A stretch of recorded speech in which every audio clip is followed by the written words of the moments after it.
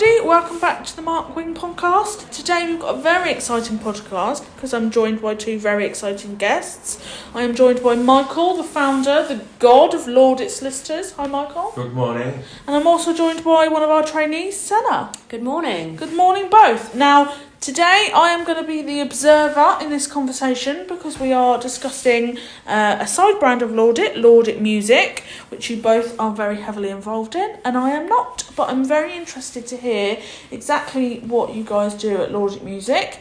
And I believe today we are discussing music contracts. Yes, and the importance of the clauses within them, specifically artist management agreements. Right, so am I right in thinking an artist management agreement is the agreement between your favourite band and your singer and their management, the people that are controlling their lives and getting them their gigs and essentially helping them along their road in their music career? Exactly, yes.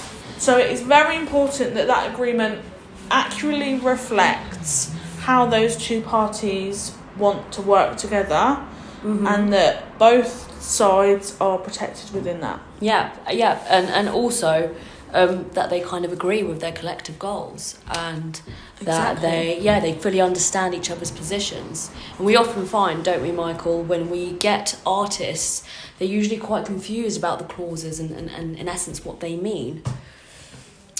No, very much so. And also, hello everyone. Also, I think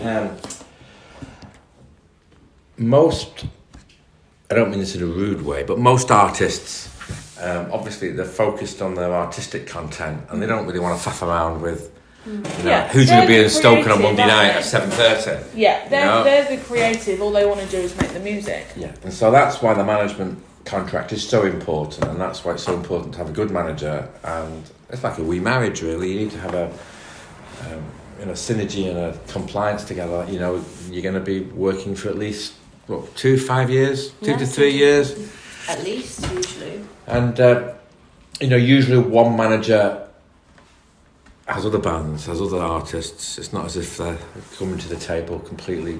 But there will be managers who are just starting out. So if you are a manager starting out, so wanting to get into it, and you feel you can offer artists your guidance, then it's definitely worthwhile having a contract. And the main clauses being, Sena? The most important, I would say, is exclusivity, which you kind of just touched on right now. So what does that mean from an artist's perspective, exclusivity?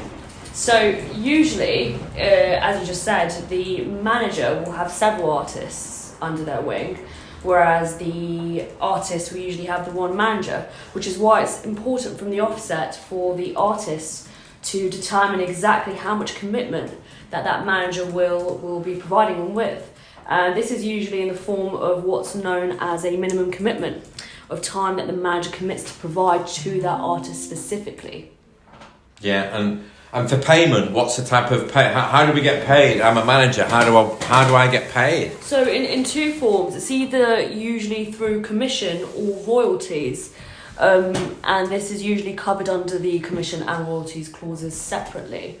Another thing for artists, I think, that was definitely worth checking out in the agreement is expenses. Who's responsible for paying the expenses? An example of this could be a manager pays to hire out a venue for the artist to perform in.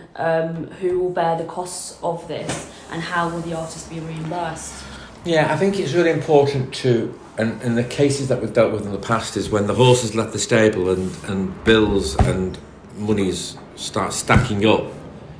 So, can you imagine if you're on tour with a band, the record company and or the manager will be digging into their pockets in order to provide suitable venues, advertising, etc., etc. And the manager will be responsible for that too. So it's definitely worthwhile having some form of, almost like an example of what monies will be coming to the manager, or what he's expecting to receive in terms of his expenses. Give an example, that'd be kind of useful. But and you're starting out, the manager will be committing monies on behalf of the band usually, and he's not doing that for free. He's doing that hopefully to get repaid and or recompense via royalties of how the success of the band goes by his 15 or 20%. Yeah.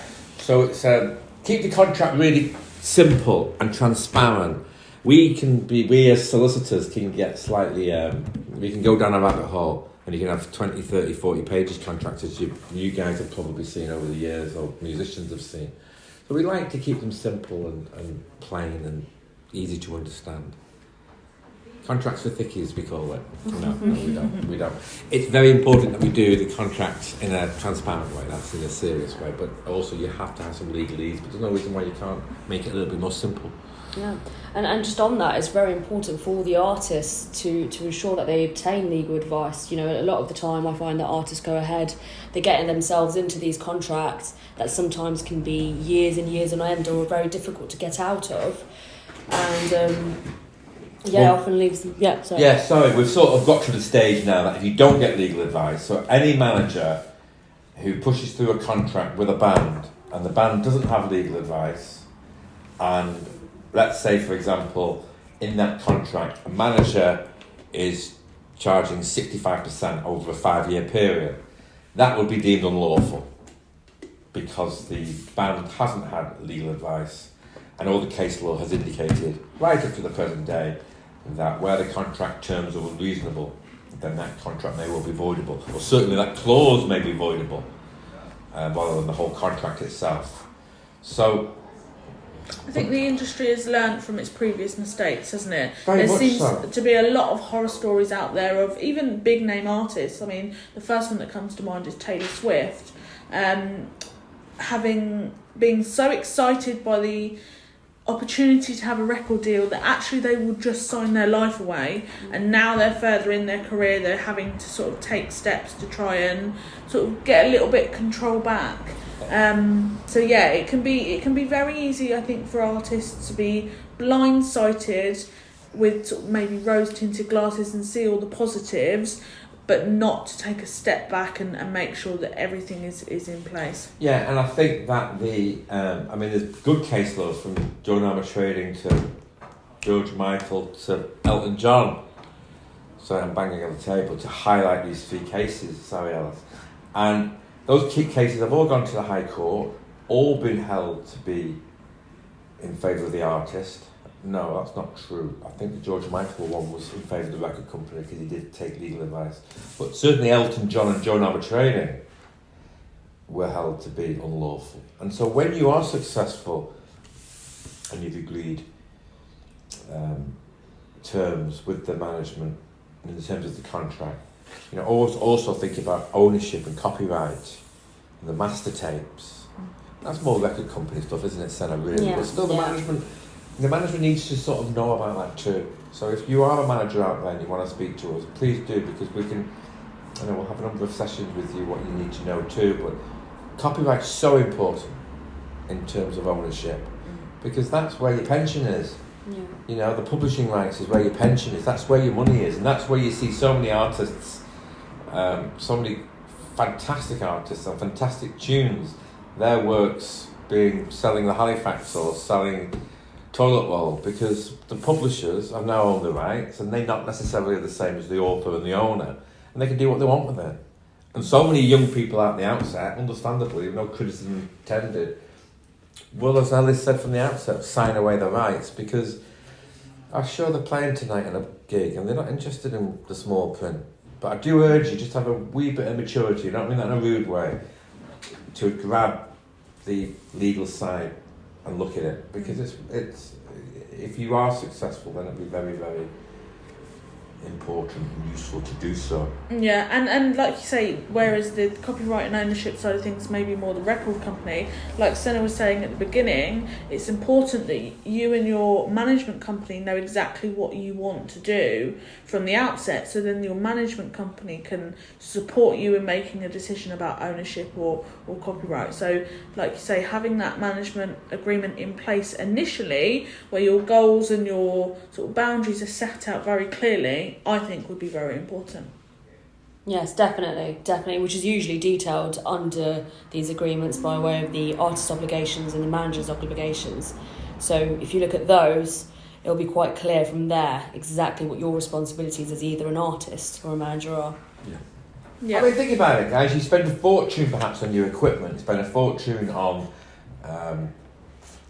transport, on your white van, getting it through, tubing through gigs. And you're spending a fortune trying to climb up that ladder to success. Now, even if you don't have huge record success and you're not in the top 10 of best-selling bands, you may well have a really good living. You can have a fantastic living being in a band and making music, and you can become that.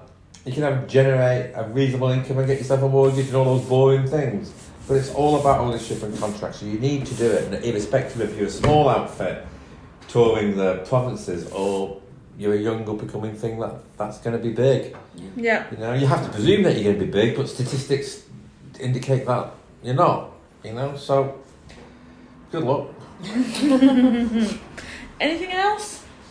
Not that I want to add. No, I think just generally, if you're in a band and you need a management agreement, let us know, because we've got templates that you can have, you know, very, very reasonably. Yeah. And if you're a manager and you want a bespoke and or template, get in touch too. And myself and Sena, always available. Mobile details on the website, or contact us via the website.